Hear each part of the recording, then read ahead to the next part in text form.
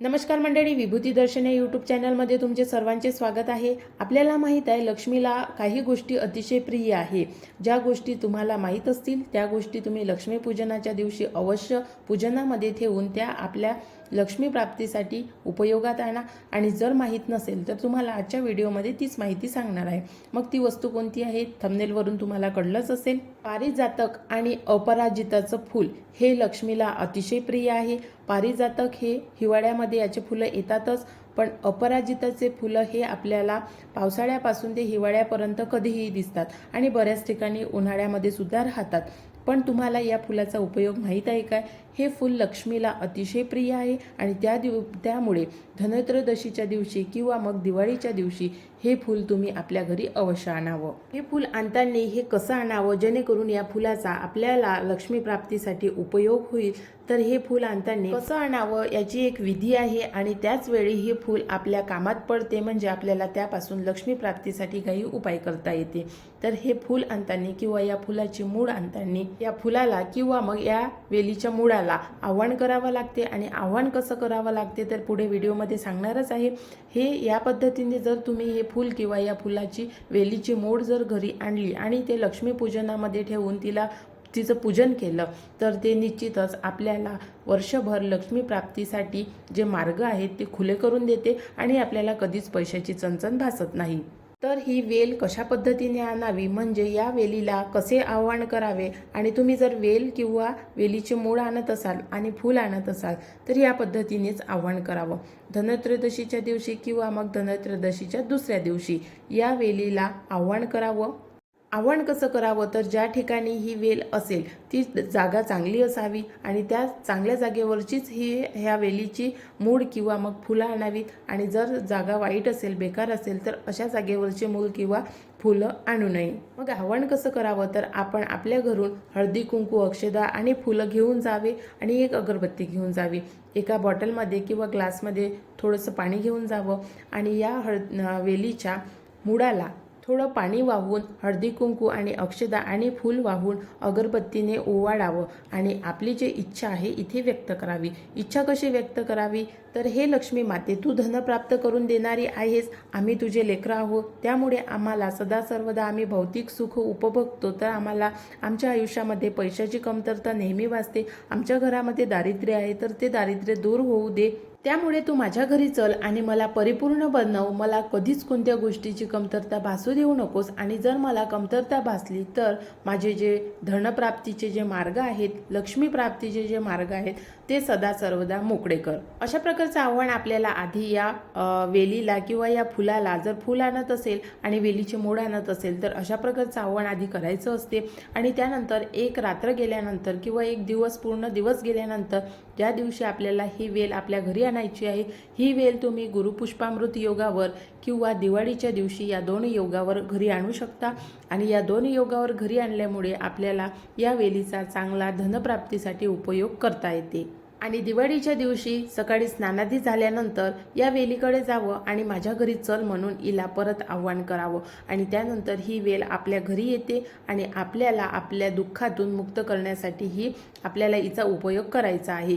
तर त्यानंतर याचं फूल तोडावं, आणि जर तुम्हाला याची मूळ हवी असेल तर मग मूळ कशाने काढायची आहे तर मूळ ही हिला कोणत्याच प्रकारचं लोखंडी साहित्य लागू देऊ नये, मात्र आपल्याला हिला काडीने किंवा मग ज्या पद्धतीने होईल त्या पद्धतीने खोदून ही मूळ काढायची आहे। बाजूची जी माती आहे ते तुम्ही लोखंडाने काढू शकता। लोखंडाने म्हणजे या वेलीच्या साईडची जी माती आहे, जी माती मुळाशी असते, ती माती तुम्ही लोखंडाने काढावी, लोखंडाच्या वस्त्राने काढावी, मात्र या मुळाला लोखंडाचा स्पर्श होऊ देऊ नये। आणि अशा पद्धतीने ही मूळ तुम्ही जमिनीतून काढावी आणि त्यानंतर घरी आणावी। ही मूळ आणि फुले दिवाळीच्या दिवशी घरी आणल्यानंतर ज्याप्रमाणे आपण एखाद्या पाहुण्यांचं स्वागत करतो त्याचप्रमाणे या वेलीचं आणि या फुलाचं स्वागत करायचं आहे। तर स्वागत कसं करायचं आहे, सर्वात आधी हिला स्वच्छ करायची आहे। तुम्ही गंगाजलाने, पंचामृताने आणि पाण्याने स्वच्छ करू शकता।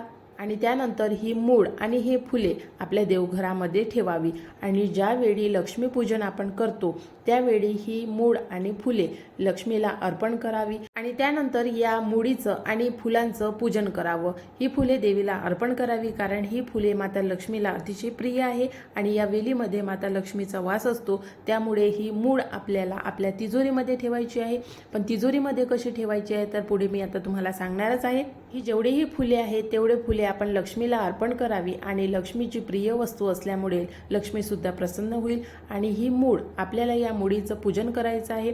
पूजन कसं करायचं आहे तर विधिवतपणे जसं आपण देवी लक्ष्मीचं पूजन करतो त्याचप्रमाणे या मुळीचं सुद्धा पूजन करायचं आहे। या मुळीला हळद कुंकू अक्षदा आणि चंदन लावा आणि त्यानंतर अक्षदा वाहून आणि फूल वाहून ही मूळ देवीच्या चरणाजवळ अर्पण करा आणि देवीला सांगा, देवी मी तुझ्यासाठी तुझी प्रिय वस्तू आणलेली आहे, त्यामुळे ही प्रिय वस्तू मला कधी ना कधीतरी धनाचा फायदा करून देईल, म्हणून ही मी माझ्या कपाटामध्ये माझ्या अलमारीमध्ये तसेच जिथे माझा पैसा असतो अशा ठिकाणी मी ठेवत आहे। त्यामुळे तू माझ्यासोबत चल आणि जिथे माझा पैसा असतो तिथे स्थिर हो। आणि असं म्हणून ही मूळ रात्रभर लक्ष्मीजवळ ठेवायची, लक्ष्मीच्या चरणाजवळ ठेवायची आणि त्यानंतर दुसऱ्या दिवशी किंवा त्याच रात्री म्हणजे दिवाळीच्या रात्री ठीक 12 वाजता ही मूळ लक्ष्मीजवळून घेऊन एका लाल कपड्यामध्ये हळद कुंकू अक्षदा आणि ही मूळ त्यासोबतच अपराजिताचं फूल जे आपण लक्ष्मीला अर्पण केलं आहे हे एक फूल घ्यावं आणि हे लाल कपड्यामध्ये बांधून जिथे आपण पैसा ठेवतो त्या ठिकाणावर ठेवून द्यावं। हा उपाय अतिशय सिद्ध उपाय आहे, त्यामुळे दिवाळीच्या दिवशी लक्ष्मीपूजनाच्या दिवशी हा उपाय अवश्य करा आणि ज्यांना गरज असेल अशा लोकांना सुद्धा हा उपाय तुम्ही शेअर करा किंवा सांगा। तर आशा करते तुम्हाला आजचा व्हिडिओ आवडला असेल। उपाय अतिशय कारिगर उपाय आहे, त्यामुळे हा उपाय दिवाळीच्या दिवशी आणि अमावस्येच्या दिवशी विशेष करून केला जातो। दिवाळीला बरेचसे उपाय केले जातात। तुम्ही जर माझे आधीचे व्हिडिओ बघितले असेल तर त्या व्हिडिओमधून मी तुम्हाला माहिती दिलेलीच आहे। धनत्रयोदशीला कशी पोटली तयार करायची आहे, जी धनाची पोटली आहे आणि तिचं पूजन आपल्याला लक्ष्मीपूजनाच्या वेळी करायचं आहे। आणि जर तुम्ही धनाची पोटली तयार केली नसेल तर तुम्ही लक्ष्मीपूजनाच्या दिवशी सुद्धा ही पोटली तयार करू शकता, जेणेकरून आपल्या घरामध्ये वर्षभर लक्ष्मी टिकून राहावी, लक्ष्मी स्थिर राहावी यासाठी हे उपाय असतात। म्हणून तुम्हाला जर कधीही पैशाची चणचण भासत असेल, तुमची आर्थिक तंगी असेल तर हे जे उपाय आहे हे आपल्याला या तंगीतून दूर काढण्यासाठी मदत करते। लक्ष्मीपूजनाच्या मुहूर्तावर बरेचसे धनप्राप्तीसाठी, कुबेर प्राप्तीसाठी, लक्ष्मी प्राप्तीसाठी, लक्ष्मी स्थिर राहावी यासाठी उपाय केले जातात। आर्थिक अडचणीतून दूर निघण्यासाठी सुद्धा उपाय केले जातात।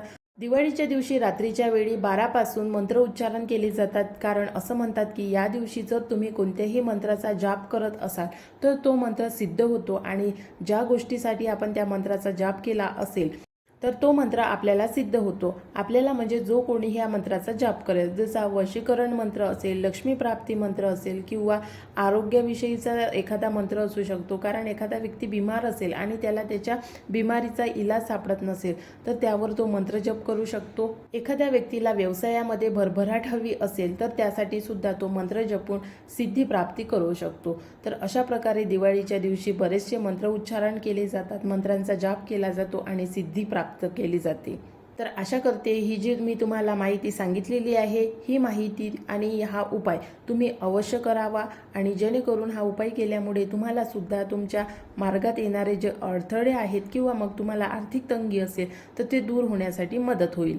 विभूती दर्शन या यूट्यूब चॅनलवर जर तुम्ही नवीन आलेले असाल आणि आपल्या चॅनलला अजूनपर्यंत सबस्क्राईब केलं नसेल तर सबस्क्राईबचं बटन दाबा आणि बेल आयकॉनला प्रेस करा। बेल आयकॉनला प्रेस केल्यामुळे व्हिडिओची नोटिफिकेशन तुम्हाला सर्वात आधी मिळते, त्यामुळे बेल आयकॉनला सुद्धा प्रेस करा आणि व्हिडिओ इतर लोकांपर्यंत शेअर करून तुम्हाला जर आणखी काही प्रश्न असतील तर ते सुद्धा तुम्ही मला कमेंट्स बॉक्समध्ये विचारा। तुमच्या सर्व प्रश्नांची उत्तरे मी तुम्हाला नक्की देईल। नवीन व्हिडिओमध्ये नवीन माहितीसोबत आपण लवकरच भेटू आणि जर तुम्ही दिवाळीचे जुने व्हिडिओ आपल्या चॅनलवरचे बघितले नसेल तर नक्की जाऊन बघा, त्यामध्ये बरीचशी माहिती आहे जेणेकरून तुम्हाला दिवाळीविषयीचे जे तुमचे डाऊट असेल तर ते पूर्ण क्लिअर होतील आणि तुम्हाला बरेचसे जे उपाय आहेत आणि जे सिद्ध उपाय आहेत ते सुद्धा बघायला मिळतील। चला तर नवीन व्हिडिओमध्ये नवीन माहितीसोबत आपण लवकर भेटू। आजचा व्हिडिओ बघितल्याबद्दल धन्यवाद।